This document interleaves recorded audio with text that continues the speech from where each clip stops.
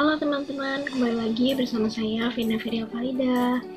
Nah, di video kali ini saya akan membahas beberapa materi dari mata kuliah Geografi Regional Negara Maju. Nah, sering sekali kita mendengar istilah dari negara maju, serta kenapa sih suatu negara tersebut digolongkan menjadi negara maju. Nah, negara maju merupakan istilah khusus yang disematkan kepada negara yang mempunyai standar hidup yang relatif tinggi, baik itu dari sektor teknologi maupun dari perekonomian yang merata. Sehingga dari pernyataan tersebut bisa kita simpulkan bahwa negara maju merupakan suatu negara yang memiliki kualitas hidup yang relatif tinggi atau berada pada taraf yang lebih tinggi. Nah, ada beberapa submateri yang akan saya jelaskan. Yang pertama, indikator-indikator dari negara maju. Yang kedua, ciri-ciri negara maju. Serta yang ketiga, kondisi geografis benua Australia. Oke, lanjut saja kepada pembahasan yang pertama, yaitu indikator-indikator negara maju untuk mengetahui kenapa suatu negara bisa dikatakan sebagai negara maju. Oke, simak baik-baik ya teman-teman. Oke, langsung saja kepada pembahasan yang pertama, yaitu indikator-indikator negara maju. Indikator negara maju terbagi menjadi dua. Yang pertama, indikator kuantitatif, dan yang kedua, indikator kualitatif. Indikator kuantitatif itu merupakan data yang dapat dihitung. Nah, kita bahas indikator kuantitatif dulu. Indikator kuantitatif ini ada beberapa poin. Langsung saja, yang pertama itu jumlah penduduk rendah. Nah, jumlah penduduk di suatu negara maju ini disebabkan oleh rendahnya angka kelahiran bayi, serta kalangan muda atau penduduk-penduduk di negara maju itu pada umumnya lebih mementingkan karir serta menunda untuk menikah. Nah, kalaupun untuk mereka yang sudah menikah, biasanya mereka juga menunda untuk mempunyai keturunan. Selanjutnya, yaitu kepadatan penduduk rendah. Nah, kepadatan penduduk rendah ini disebabkan karena angka kelahiran bayinya rendah dan jumlah penduduknya sedikit, sehingga di negara maju itu tidak terjadi kepadatan penduduk. Yang ketiga, tingkat pertumbuhan penduduk rendah. Tingkat pertumbuhan penduduk rendah di suatu negara maju itu rata-rata 1% per tahun. Nah, hal tersebut didukung oleh kesadaran penduduknya tentang keluarga berencana atau penundaan usia menikah. Kemudian didukung juga oleh kemajuan teknologi. Yang keempat yaitu angka beban tanggungan rendah. Nah, karena angka kelahiran bayinya rendah serta faktor tadi mereka menunda untuk mempunyai keturunan, maka mereka pun angka beban tanggungan hidupnya itu rendah. Selanjutnya ada usia harapan hidup tinggi. Seperti yang kita tahu ya, di negara-negara maju itu kan biasanya orang-orang atau penduduknya itu usianya bisa mencapai 80 tahunan atau bisa juga mencapai 9 tahunan lebih.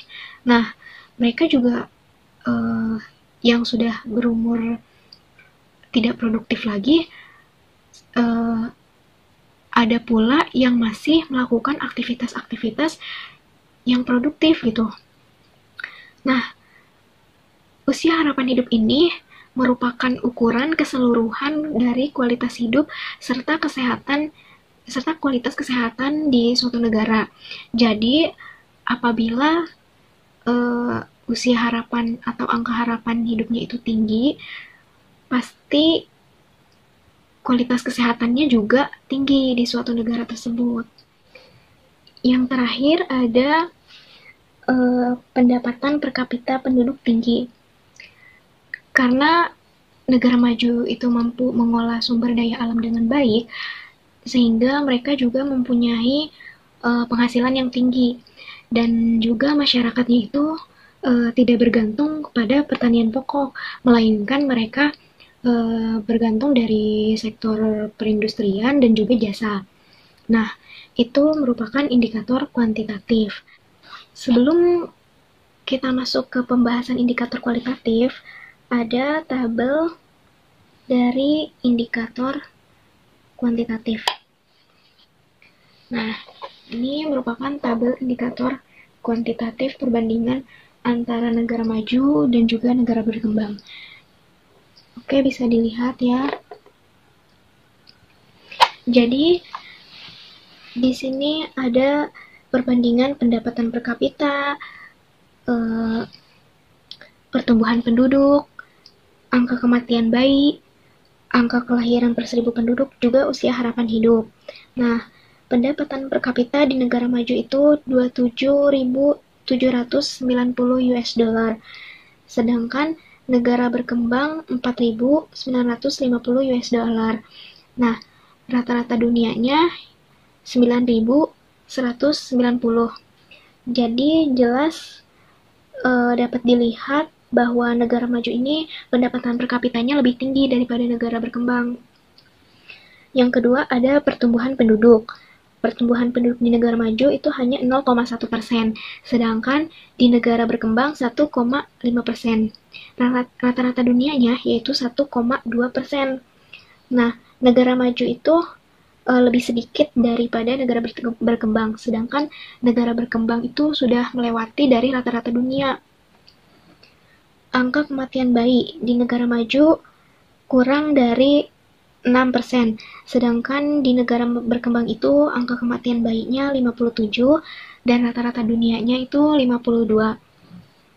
Angka kelahiran per 1000 penduduk di negara maju kurang dari 11, di negara berkembang 23, dan rata-rata dunianya 21. Jadi jelas dilihat bahwa negara maju ini angka kelahiran bayinya lebih rendah daripada negara berkembang. Usia harapan hidup di negara maju lebih dari 77, di negara berkembang di negara berkembang itu 65, serta rata-rata dunianya 67. Nah, usia harapan hidup di negara maju itu lebih tinggi daripada negara berkembang, bahkan melewati dari rata-rata dunia. Selanjutnya, kita kembali lagi kepada pembahasan tentang indikator kualitatif. Nah, selanjutnya ada indikator kualitatif. Indikator kualitatif ini merupakan data yang hanya dapat dibandingkan. Terdapat beberapa poin dari indikator kualitatif ini. Yang pertama, etos kerja dan pola pikir, yaitu seperti disiplin, tepat waktu, ulet, rajin, kreatif, dan cenderung berpandangan ke depan. Yang kedua, tingkat pendidikan tinggi. Tingkat pendidikan tinggi di suatu negara maju ini didukung oleh pola pikir penduduknya yang cenderung berpikir bahwa pendidikan itu lebih utama daripada hal yang lain. Nah, yang kedua itu didukung juga oleh fasilitas sarana dan prasarana yang memadai. Selanjutnya ada mata pencaharian. Nah, mata pencaharian di negara maju ini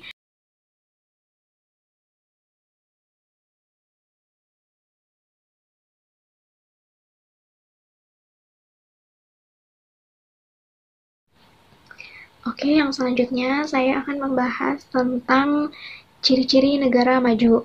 Nah, ciri-ciri negara maju ini ada beberapa poin, yaitu yang pertama, memiliki teknologi yang canggih. Nah, hal tersebut dipengaruhi oleh faktor sumber daya alam yang tinggi, serta pola pikirnya yang tinggi. Jadi di negara maju itu, masyarakatnya itu, mereka lebih, karena pola pikirnya tinggi, maka mereka lebih mampu dalam memanfaatkan sumber daya alamnya. Nah, Kemudian yang selanjutnya angka kelahiran serta kematian bayinya rendah. Hal tersebut dipengaruhi oleh faktor kesehatan, pola hidup, dan gaya hidup yang baik. Yang selanjutnya yaitu banyaknya industri elektronika dan transportasi. Nah, sesuai dengan indikator yang tadi sudah dijelaskan, bahwa di negara maju itu rata-rata mereka bergerak di bidang sektor perindustrian, yaitu industri elektronik dan juga industri transportasi. Selanjutnya, angka pengangguran sedikit. Nah, hal tersebut dipengaruhi oleh tingkat produktivitasnya tinggi dan tingkat pendidikannya juga tinggi. Selanjutnya, tingkat KKN rendah. Nah, hal ini dipengaruhi oleh tingkat kesadaran hukumnya tinggi. Kemudian intensitas mobilitas tinggi dipengaruhi oleh etos kerja dan produktivitasnya yang tinggi. Kemudian pendapatan rata-rata penduduk tinggi. Dan selanjutnya pendapatan per kapita tinggi, sifat kemandirian masyarakatnya tinggi, dipengaruhi oleh pola pikir mereka yang tinggi, pendidikan, serta skill sumber daya manusianya itu yang baik. Kemudian sifat kebangsaan masyarakat tinggi. Jadi masyarakat di negara maju itu rata-rata atau pada umumnya itu memiliki sifat nasionalisme yang tinggi. Mereka biasanya mempunyai sifat kebanggaan terhadap negaranya sendiri gitu. Nah, selanjutnya ada karakteristik dari negara-negara maju. Adapun karakteristik dari negara maju, yaitu yang pertama, mereka mampu memanfaatkan sumber daya alam secara optimal. Jadi, pemanfaatan teknologi dan kepemilikan modal membuat mereka itu mampu memanfaatkan sumber daya alamnya dengan optimal. Mereka juga mampu menemukan sumber daya alam baru atau memanfaatkan yang ada sebagai alternatif. Misalnya, seperti memanfaatkan energi matahari untuk mengganti energi minyak bumi. Nah, yang kedua, mereka dapat mengatasi masalah kependudukan. Hal ini dikarenakan pertumbuhan penduduk yang rendah, kemudian jumlah penduduk mereka yang kecil, angka beban ketergantungan kecil, kualitas produktivitas penduduknya tinggi, pendapatan per kapitanya juga tinggi, sehingga peluang kerja dan kesempatan berusahanya terbuka luas. Nah, yang ketiga yaitu produktivitas hidup masyarakatnya tinggi. Jadi, mereka ini lebih produktif dan lebih mementingkan untuk bekerja daripada untuk menikah atau berkeluarga. Fasilitas umum yang tersedia dan tercukupi. Nah, sarana dan prasarana yang memadai di negara maju itu didukung oleh modal dan dana serta kesadaran warganya dalam memelihara serta memanfaatkan segala ketersediaan sarana dan fasilitas yang ada. Kemudian kesadaran hukum, kesetaraan gender, dan penghormatan terhadap hak asasi manusia dijunjung tinggi. Nah, masyarakat di negara maju pada umumnya itu memiliki disiplin yang tinggi dalam hal mematuhi aturan. Nah, kemudian pemerintahnya juga yang menerapkan prinsip akuntabilitas, yaitu dapat dipertanggungjawabkan serta transparansi terbuka dalam berbagai hal, tidak lagi dipermasalahkan dalam penentuan jenis kelamin. Jadi mereka itu penghormatan terhadap hak asasi manusianya dijunjung tinggi, bahkan untuk golongan minoritas seperti kaum difabel. Nah, selanjutnya tingkat pendidikan yang relatif tinggi. Kesadaran tinggi akan pentingnya pendidikan dan penguasaan iptek dalam hal tersebut terlihat dari angka partisipasi belajar penduduk. Di negara maju juga ditunjang oleh sistem pendidikan yang baik serta anggaran pendidikan yang tinggi oleh pemerintah. Nah, yang selanjutnya yaitu tingkat pendapatan penduduk yang relatif tinggi. kemajuan tingkat pendidikan serta penguasaan iptek di negara maju itu membuat masyarakatnya itu memiliki potensi sumber daya manusia yang berkualitas.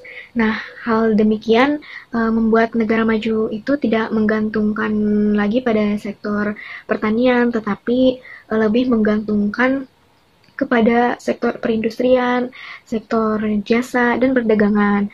Itulah yang menjadikan penduduk negara maju memiliki pendapatan penduduk yang relatif tinggi. Oke, mungkin untuk yang selanjutnya yaitu penjelasan tentang kondisi geografis benua Australia. Mungkin saya akan menjelaskan sedikit, tidak terlalu detail atau tidak secara keseluruhan.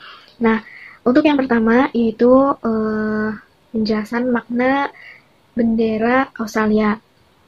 Bendera Australia ini berwarna biru dan di bagian kiri atasnya terdapat lambang yang berasal dari bendera UK atau Union Jack. Kemudian di bawah lambang tersebut ada bintang putih berujung 7 yang merupakan bintang persemakmuran.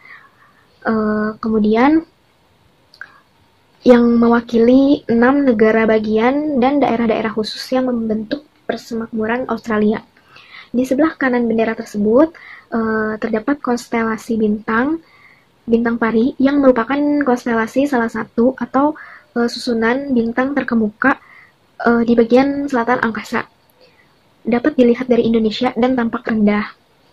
Nah, untuk yang selanjutnya yaitu letak geografis Australia. Nah, di mana Australia ini terletak di bagian belahan bumi selatan antara Samudra Pasifik dan Samudra Hindia. Kemudian membentang dari garis lintang 10 derajat 41 menit lintang selatan sampai lintang 43 derajat 39 menit lintang selatan dan garis bujur 113 derajat 09 menit bujur timur sampai 153 derajat 39 menit bujur timur. Nah, Australia ini merupakan sebuah negara di belahan bumi selatan sekaligus menjadi benua terkecil di dunia. Kemudian negara tetangga Australia di sebelah utara termasuk Indonesia, Timur Leste, dan Papua Nugini. Di sebelah timur laut bertetangga dengan Pulau Solomon, Vanuatu, dan Kaledonia Baru.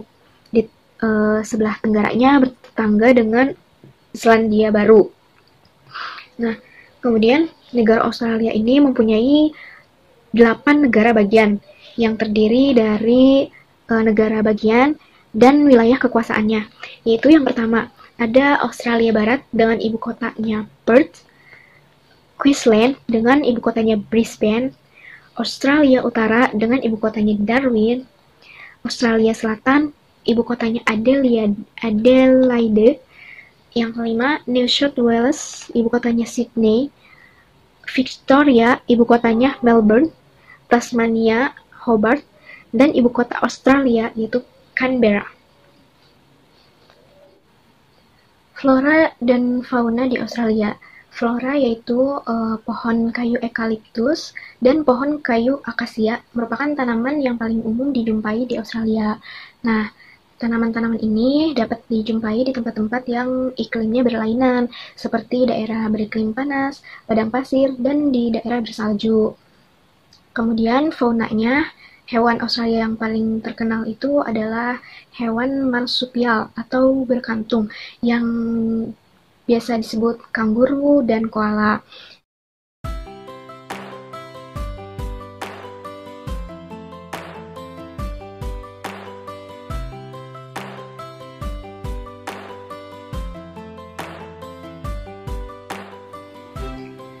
Oke, mungkin sekian yang dapat saya sampaikan.